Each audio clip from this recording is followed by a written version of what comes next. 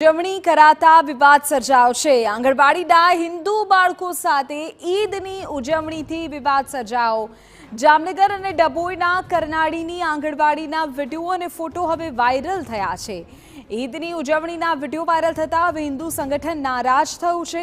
હિન્દુ સંગઠને ઉજવણી પર સવાલો ઉઠાવ્યા છે અને કોના આદેશથી હિન્દુ બાળકોને આવી ઉજવણી કરાવાય તે અંગે સવાલ સર્જાયો છે।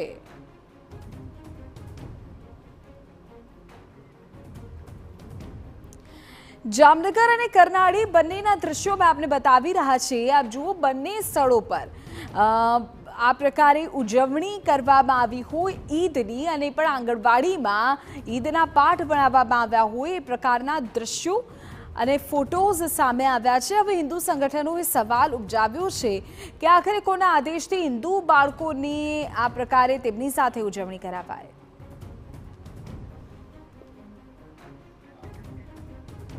आपने कही दे कि डभोईना करनाळीनी आंगणवाड़ीमां पण नमाज पढ़ावता विवाद सर्जायो छे। ईद पर्वना पाठ भणाववा दरमियान विद्यार्थीओने नमाज पढ़ाववामां आवी। हिंदू विद्यार्थीओने माथे रूमाल बंधावीने नमाज पढ़ाववामां आवी। अभ्यासक्रममां न होवा छतां ईदना पाठ भणाववामां आव्या। ईदनी उजवणीनुं ज्ञान आपवा विद्यार्थीओने माथे रूमाल बांधवामां आव्यो। हवे आ फोटो सोशियल मीडियामां वायरल थता विवाद सर्जायो छे। स्थानिक धारासभ्य शैलेष मेहताए जिला प्राथमिक शिक्षण अधिकारी ने आखाए मामले जाण करी छे। हमारा संवाददाता प्रशांत गज्जर વધુ જાણકારી આપી રહ્યા છે। પ્રશાંત, આ ઘટના સંબંધી પૂરી જાણકારી।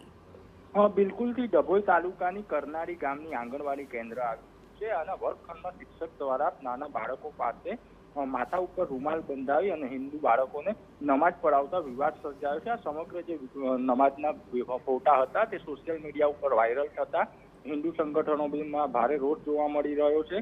બાળકોના ફોટા સોશિયલ મીડિયામાં વાયરલ થતા વિવાદ થયો છે। આ પ્રકરણમાં ડભોઈના ધારાસભ્ય જે છે તેમને રાજ્યના પ્રાથમિક અને માધ્યમિક શિક્ષણ મંત્રી કુબેર ડિંડોરનું પણ ધ્યાન દોર્યું છે। સાથે સાથે જિલ્લા વિકાસ અધિકારી મમતાબેન હિરપરાનું પણ ધ્યાન દોરવામાં આવ્યું છે। ત્યારે સમગ્ર મામલે હવે હિન્દુ સંગઠનોમાં ભારે રોષ છે। જે રીતના બાળકોને હિન્દુ વિદ્યાર્થીઓને નમાજ પઢાવવામાં આવી રહી હતી તેને લઈને વિરોધ પ્રદર્શન કરવામાં આવી રહ્યું છે। તેઓ બીજી તરફ આંગણવાડી કેન્દ્ર સંચાલક છે તેમનું કહેવું છે કે સરકાર તરફથી પરિપત્ર આવ્યો હતો અને સરકારના આદેશથી આ રીતના બાળકોને જ્ઞાન આપવામાં આવી રહ્યું હતું।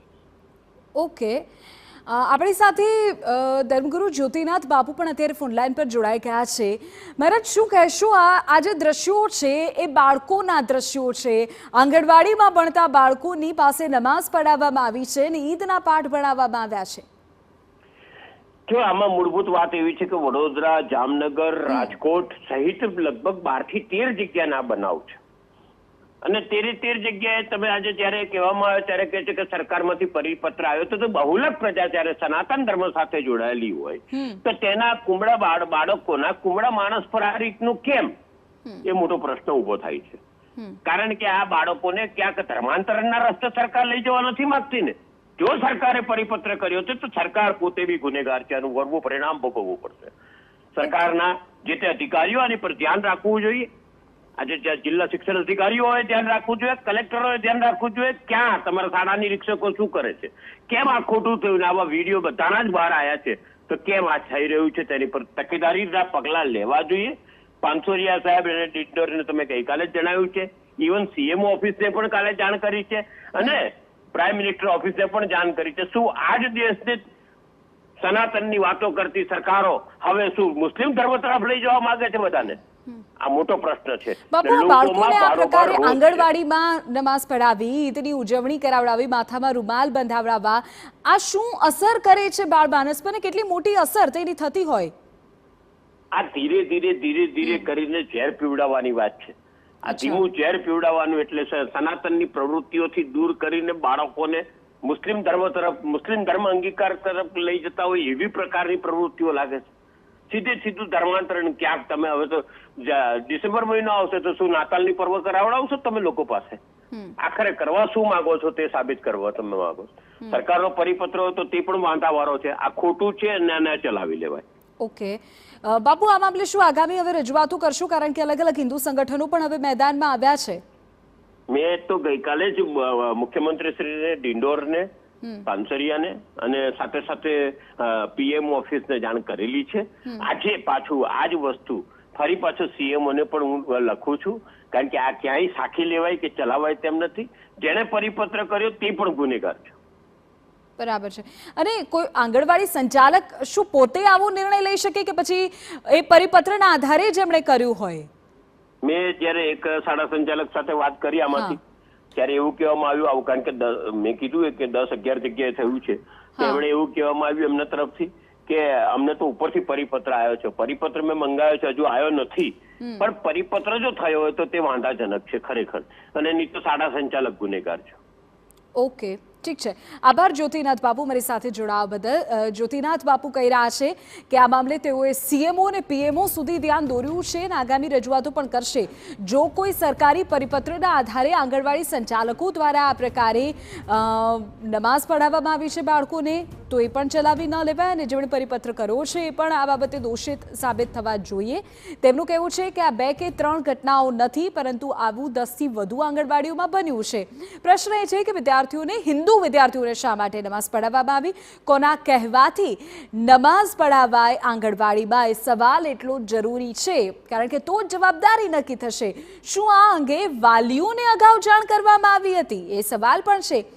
જે વસ્તુ અભ્યાસક્રમમાં નથી તે બાબતની ઉજવણી અંગે શા માટે ભણાવાયું? શું આંગણવાડીના બાળકોને આ શીખવાડવાની કોઈ સૂચના અપાઈ હતી? હિન્દુ વિદ્યાર્થીઓને શા માટે નમાઝ પઢાવવામાં આવી, એ સવાલ અત્યારે સતત થઈ રહ્યો છે. જોવું એ રહ્યું કે આ બાબતે હવે સરકાર તરફથી આખરે શું પ્રતિક્રિયા સામે આવે છે, કારણ કે સીધી રીતે શિક્ષણ વિભાગ જે તે જિલ્લામાં આ ઘટના બની છે તેના શિક્ષણ અધિકારી આ બાબતે જવાબ આપવો પડે. અને આ માત્ર વડોદરાની કરનાળી હોય કે પછી જામનગરની ઘટના નથી. જે ધર્મગુરુઓ છે, હિન્દુ સંગઠનો છે, તેઓ કહી રહ્યા છે કે 10થી વધુ જગ્યાઓ પર આ પ્રકારના બનાવો બન્યા છે, એટલે સવાલો અનેક સર્જાઈ રહ્યા છે અને આ નાના બાળકોના માનસ પર સીધી રીતે અસર અહીં કરવામાં આવી રહી છે. તો પ્રશ્ન ઘણા છે. આ પ્રશ્નોના જવાબ હવે આધિકારિક રીતે મળે એટલા જ જરૂરી છે, કારણ કે વિવાદ સર્જાયો છે એ કે જ્યાં હિન્દુ વિદ્યાર્થીઓને નમાઝ પઢાવવામાં આવી, તેમને ઈદના પાઠ ભણાવવામાં આવ્યા. અમે આપને કેટલીક ઇમેજીસ અને વિડીયોઝ પણ બતાવી રહ્યા છીએ. આપ જુઓ, આ રાજ્યની જ ઘટના છે કે જ્યાં હિન્દુ ધર્મના મુખ્યત્વે બાળકો છે અને તેઓને નમાઝ પઢાવવામાં આવે છે. નીરજભાઈ આપણી સાથે અત્યારે ફોનલાઈન જોડાઈ ગયા છે. તેઓ હિન્દુ અગ્રણી છે, હિન્દુ સંગઠનો સાથે જોડાયેલા છે.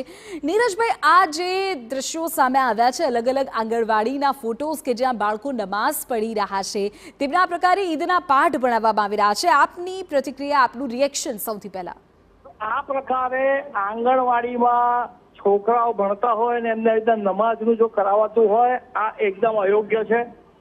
આપણા દેશમાં આ પ્રકારે કોઈ પણ જગ્યાએ શિક્ષણ સંસ્થાનોમાં કે શિક્ષણમાં આવું કોઈ ટ્રેનિંગ આપવાનું છે નહીં.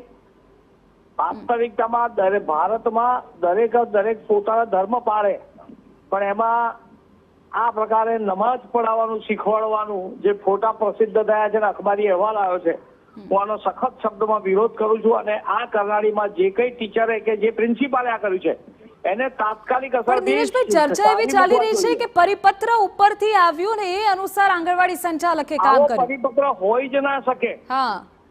આવો પરિપત્ર હોય જ ના શકે. અને જેને પણ આ કર્યું છે, જે શિક્ષક અને જે આચાર્યની સ્કૂલમાં થયું છે, આ બેને સસ્પેન્ડ કાઢી મૂકવા જોઈએ સ્કૂલમાંથી, જેનાથી આખા ગુજરાતમાં કોઈ આવી હિંમત ના કરે ફરી. નીરજભાઈ, પ્રશ્ન તો એ પણ છે ને કે જે વસ્તુ અભ્યાસક્રમમાં નથી, તમે કહો છો કે આવો પરિપત્ર હોઈ જ ના શકે, તો પછી આટલી હિંમત કોઈ પણ આંગણવાડી સંચાલક કેવી રીતે કરી શકે? શું વાલીઓને વિશ્વાસમાં લીધા હશે? એમાં એવું છે કે ઘણીવાર ઘણા લોકોને એવી ટેવ હોય છે કે હું વધારે દોડદારો દેખાવું, એના માટે પણ ઘણા લોકો પ્રયત્ન કરતા હોય છે, પોતાની જાતને ઓવર એક્ટ કરતા હોય છે. એટલે આવા ઓવર એક્ટ કરનારા લોકોને તાત્કાલિક કાઢી મૂકવા જોઈએ. એમને શિક્ષણ જગતમાં રહેવાનો અધિકાર નથી. શિક્ષણમાં કુમળા છોડને જે તરફ વાળો એ તરફ પડી જાય.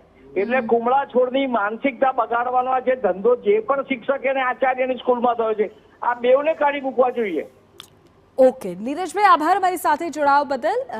હિન્દુ સંગઠનના અગ્રણી છે નીરજ જૈન, કે જેઓ કહી રહ્યા છે એ આંગણવાડી સંચાલક વિરુદ્ધ કાર્યવાહી થવી જોઈએ કે જેમણે બાળકના કુમળા માનસ પર સીધી રીતે અહીં અસર કરી છે.